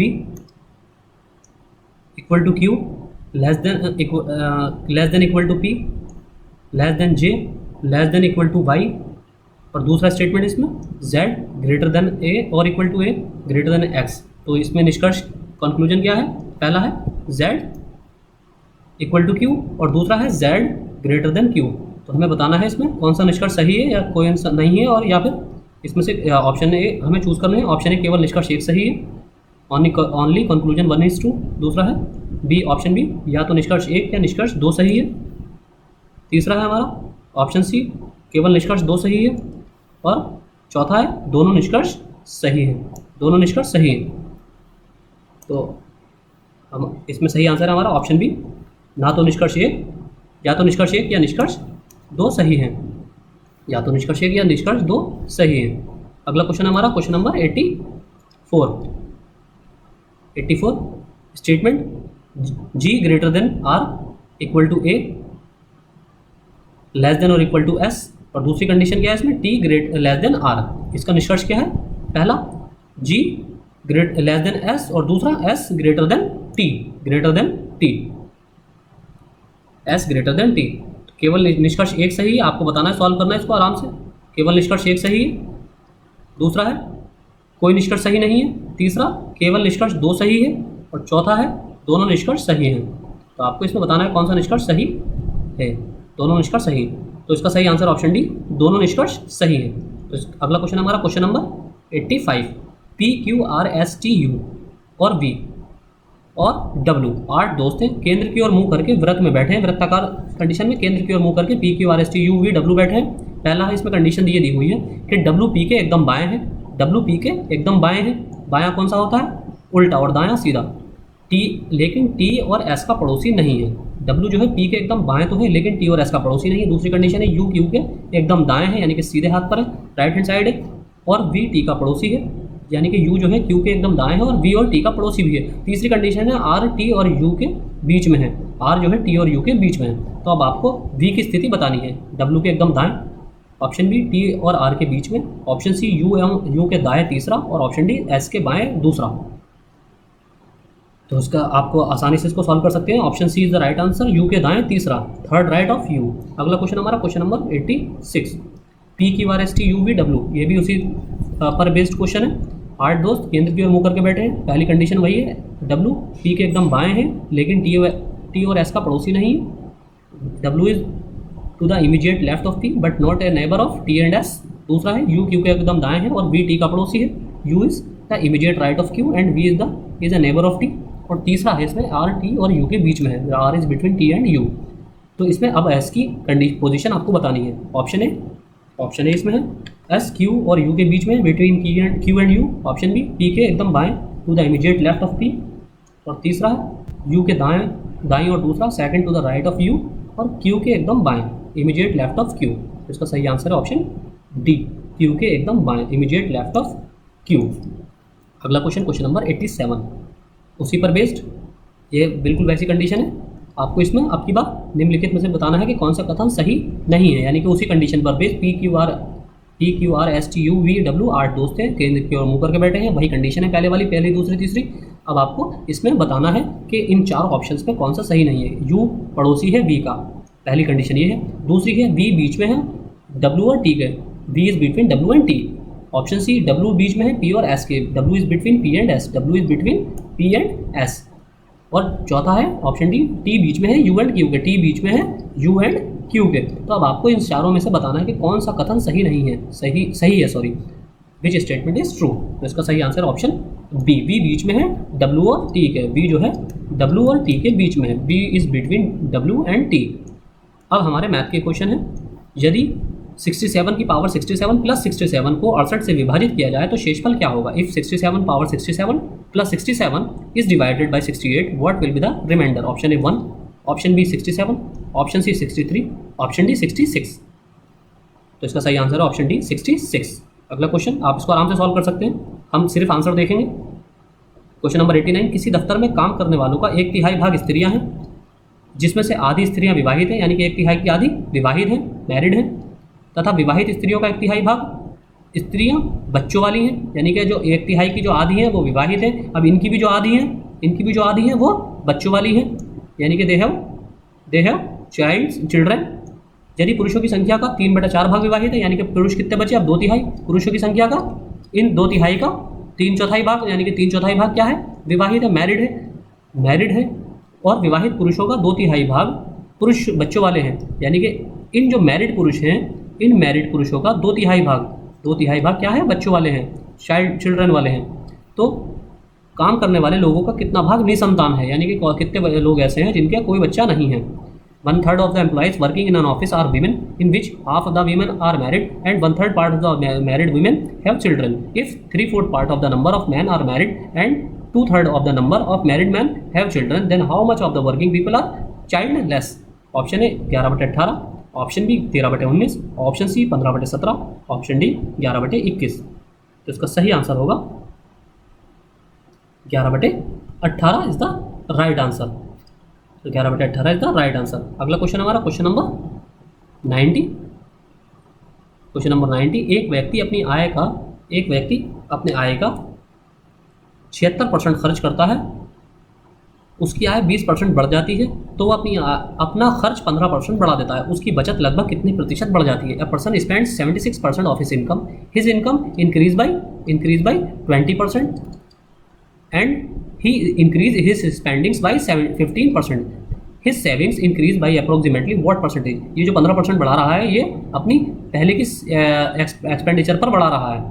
तो ऑप्शन है 20%, ऑप्शन बी 35%, ऑप्शन सी 17.5% और ऑप्शन डी 1/3%। 33 सही, 1/3%। तो इसका सही आंसर है ऑप्शन बी, 35% उसकी सेविंग बढ़ गई। अगला क्वेश्चन हमारा क्वेश्चन नंबर 91, 2 क्रमागत वर्षों में मेरी आय में 2:3 का अनुपात है। 2 क्रमागत वर्षों में मेरी आय में 2:3 का अनुपात है और व्यय में 5:9 का अनुपात है। यदि मेरी आय दूसरे वर्ष में 45,000 रुपये हो और पहले वर्ष में मेरा व्यय 25,000 रुपये हो, तो 2 वर्षों में कुल बचत कितनी है। इन 2 consecutive years my income has a ratio of 2:3 and in the expenditure is in ratio of 5:9. If my income is rupees 45,000 in the second year and my expenditure in the first year is rupees 25,000, then the total savings in 2 years is option A 2,000 rupees, option B 15,000, option C 10,000 और option D 5,000। तो इसका सही answer option D 5000 rupees. आप आराम से pause करके solve कर सकते हैं। अगला question, question number 92, √2 by √6 plus √3 minus 4√3 upon √6 plus √2 plus √6 upon √3 plus √2। तो इसका सरलतम मान क्या होगा? Option A 0, option B 1, option D, option C √3 और ऑप्शन डी √6। तो आप इसको आराम से सॉल्व कर सकते हैं। Option A 0 is the right answer. अगला क्वेश्चन, क्वेश्चन नंबर 93, 3 व्यक्तियों ए, बी व सी का औसत वजन 84 किलोग्राम है। इस टीम में एक और व्यक्ति डी के शामिल होने से औसत वजन अब 80 किलोग्राम हो जाता है। यदि एक अन्य व्यक्ति ई जिसका वजन डी से 3 किलोग्राम अधिक है ए का स्थान ले लेता है, तो बी, सी, डी व ई का औसत वजन 79 किलोग्राम हो जाता है। ए का वजन कितना है? The average weight of 3 persons A, B, C is 84 kilogram. By joining one more person, D is in this team. The average weight of bed now becomes 80 kg. If another person E, whose weight is 3 kg more than D, replace A, then the average weight of B, C, D, and E becomes 79 kg. What is the percentage? What is the weight of A? Option A 70 kilogram, option B 72 kilogram, option C 75 kilogram और option D 80 kilogram. तो इसका सही answer है option C 75 kilogram. अगला question, question number 94, एक व्यक्ति ने एक फ्रिज बेचते समय ये घोषणा की कि यदि 5000 रुपये तत्काल अदा करके वो 4 बराबर 1000 रुपये की मासिक किस्तों में अदा करने वाले को ये फ्रिज दिया जाएगा, जबकि 4400 रुपये तत्काल अदा करने पर ये फ्रिज दे दिया जाएगा, तो साधारण ब्याज की दर क्या थी? While selling a refrigerator, a person announced that this refrigerator will be given to those who pay 500 immediately and in 4 equal monthly installment of rupees 1000. While on paying 4400 immediately, this refrigerator will be given. Then what was the rate of simple interest? Option A 12.5%, option B 13%, option C 13.5% और option D 14%। तो इसका सही answer है option A 12.5% is the right answer. अगला question, question number 95, 10% वार्षिक ब्याज की दर पर जो वार्षिक संयोजित होती है 5600 रुपये का 1.5 वर्ष का 1.5% वर्ष का चक्रवृद्धि ब्याज क्या होगा?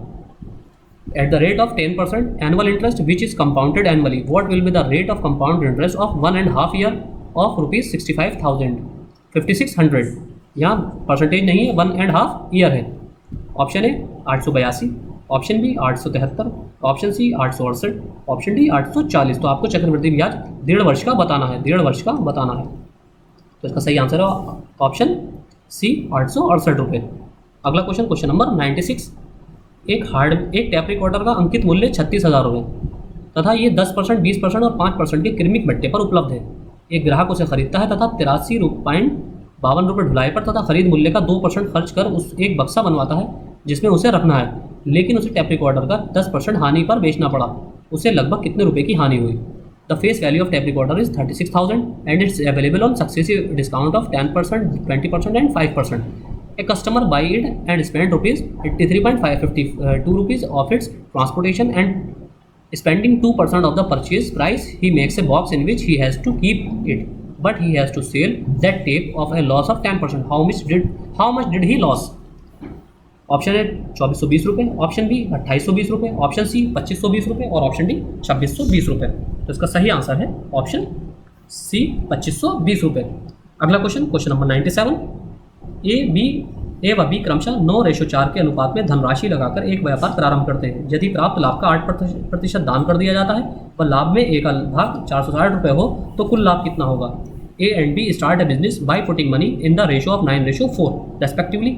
If 8% of the profit received is donated and A shares of the profit is rupees 460, then the total profit will be option A 726 रुपये, ऑप्शन बी 722 रुपये, ऑप्शन सी 7,526 रुपये और ऑप्शन डी 7,625 रुपये।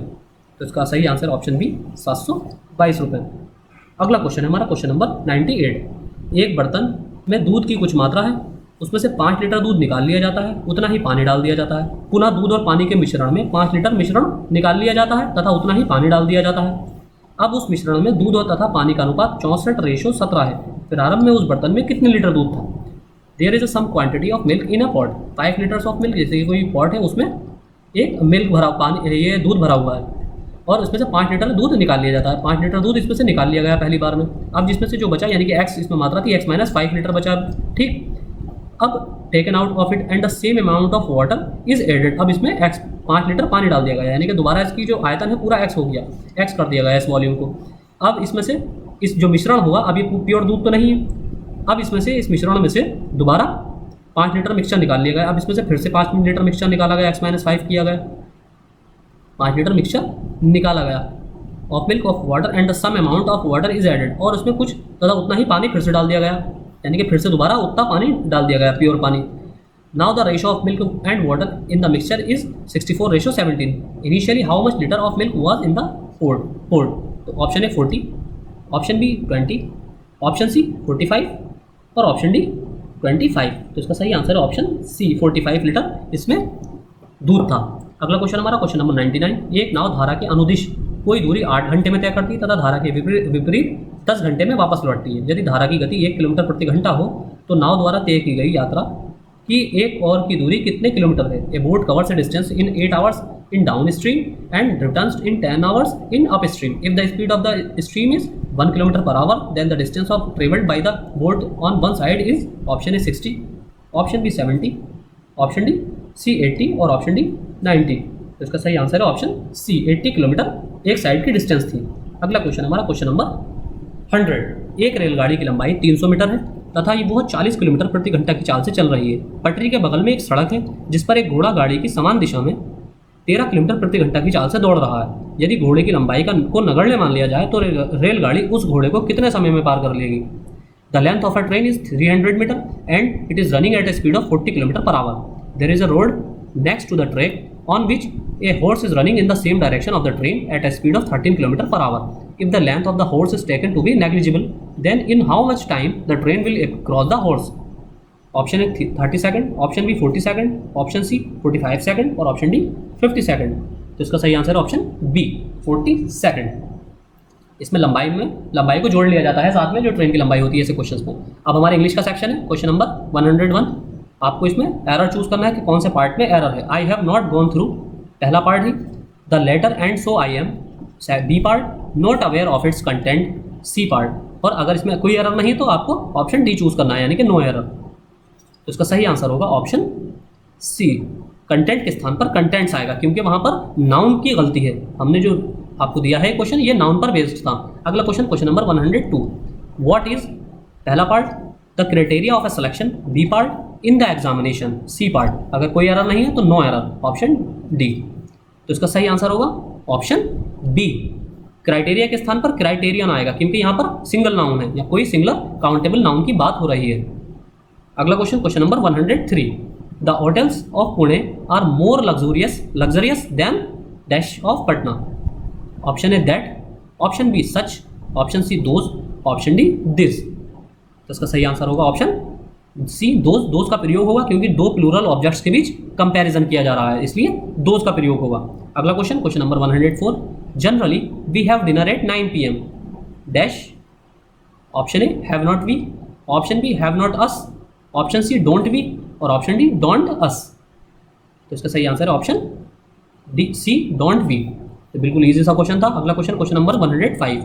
आई know it was, option A hers, option B she, option C them, option D ही। तो इसका सही answer है बहुत इजी सा option A hers. Hers is the right answer. अगला क्वेश्चन क्वेश्चन नंबर 106। आपको इसमें एरर बताना है। When it comes to comparison part A between the two qualities of part B most important than quantity part C, no error if there is no error in the sentence। Option D will be your answer। तो इसका सही answer option C, most के स्थान पर मोर का प्रयोग होगा क्योंकि दो वस्तुओं के गुणों की तुलना की बात की जा रही है। जो कंपैरेटिव डिग्री होती है एक होती है, एक तीसरी कौन सी होती है सुपरलेटिव। सुपरलेटिव में मोस्ट का यूज होता है, जो कंपैरेटिव डिग्री होती है उसमें हम मोर का प्रयोग करते हैं। अगला क्वेश्चन क्वेश्चन नंबर 107। द 2 और 3 first chapters part A, most of the novels part B are dull reading part C, no error part D. तो इसका सही आंसर होगा option A is the right answer क्योंकि द 2 और 3 first chapters के स्थान पर द फर्स्ट 2 और 3 आएगा। द फर्स्ट 2 और 3 चैप्टर्स का प्रयोग होगा। अगला question question number 108। Fill the suitable conjunction. Mamta missed the bus dash she was on time. Option A so, option B therefore, option C as, option D yet. तो इसका सही आंसर होगा option D yet. Mamta missed the bus yet she was on time. अगला question, question number 109, fill the suitable conjunction, come you please dash, option A और option C, option B but, option C if, option D till. इसका सही answer है option C if. अगला question, question number 110, fill the suitable conjunction, I am dash happy with my school that is produce famous man, option A although, option B indeed, option C scarcely और option D until. इसका सही answer होगा option B indeed. I am indeed happy with my school that it produce famous man. इसका सही answer है option B indeed. अगला question 111, one word substitution, a supporter of cause of women, ये हमने पिछले लेक्चर में English का देखा था। Option A feminist, option B colic, option C extempore और ऑप्शन डी वुमेनिश। तो आपको इसमें अगर कंफ्यूजन भी होना चाहिए तो सिर्फ दो में होना चाहिए, ऑप्शन ए और ऑप्शन डी में। तो इसका सही आंसर है option A feminist. Feminist is the right answer. अगला question, question number 112, A man having no hair on the scalp, option A hoary, option B naked और option C gaudy, option D bald. ऐसा इंसान जिसके scalp में बाल नहीं होते। Scalp कहाँ होता है? जो सर की खाल होती है उसे स्काल्प बोलते हैं। तो option D is the right answer, option D bald is the right answer. 113, अगला क्वेश्चन हमारा, the violation of profaning sacred things, इसको भी हमने पिछले लेक्चर में कवर किया है। Option A solemn, option B sinecure, option C posthumous, option D sacrilege. ये तो ऑप्शन हो ही नहीं सकता, पोस्थोमस तो मृत्यु के बाद की बात हो रही है। वन वर्ड इसमें पूछ रहा है violation of profaning sacred things, पवित्र चीज़ों की को अपवित्र करना। तो option D is the right answer, sacrilege is the right answer, यही वर्ड यूज किया जाता है। अगला question, question number 114, choose the synonyms. Synonyms क्या होते हैं? पर्यायवाची। फाउंडेड, फाउंडेड का option A discovered, option B established, option C supported, option D declared. तो इसका सही आंसर है option B established. Established is the right answer. अगला question, question number 115, choose the synonyms. Handled, आसानी से समझ में आ रहा होगा आपके मीनिंग, और इसका आई होप आप आंसर भी आसानी से अटेम्प्ट कर लेंगे। Option A reported, option B settled, option C tackled, option D punished. Handled क्या मतलब? किसी चीज़ को हैंडल करना या संभालना। तो tackled, option C is the right answer. अगला question, question number 116, choose the correct meanings of idiom और phrases written in bold letters. What egged you on to become a social worker. Option A urged, option B dampened, option C hindered, option D discouraged. तो इसका सही answer है option A urged. अगला question, question number 117, choose the correct meaning of idiom और phrases written in bold letters. Many politicians in India are not fit to hold a candle to Mahatma Gandhi. Option A superior, option B equal, option C inferior, option D indifferent. तो इसका सही answer होगा option C inferior. Inferior is the right answer, option. अगला question हमारा question number 118, choose the correct meaning of idiom और phrases written in bold letters. The project is carried over this year and we need to keep the ball rolling. Option A continue the work, option B more information, option C to do better, option D new strategies. तो इसका सही answer होगा option A to continue the work. अगला question हमारा question number 119, choose the antonyms of the given word. Vividly, option A unintentionally, antonym क्या होते हैं? Opposite. Unintentionally, option B unimpressively, option C unscrupulously, option D unwillingly. तो इसका सही answer होगा option B अनइम्प्रेसिवली। अगला और लास्ट क्वेश्चन हमारा आज का 120, choose the antonym of the given word. Noticed, option A ignored, option B observed, option C summoned, option D unattended. तो नोटिस का मतलब किसी को नोटिस करना, तो और इग्नोर्ड मतलब इग्नोर करना, टालना। तो option A is the right answer. तो आज के लेक्चर में हमारे इतना ही। Thank you.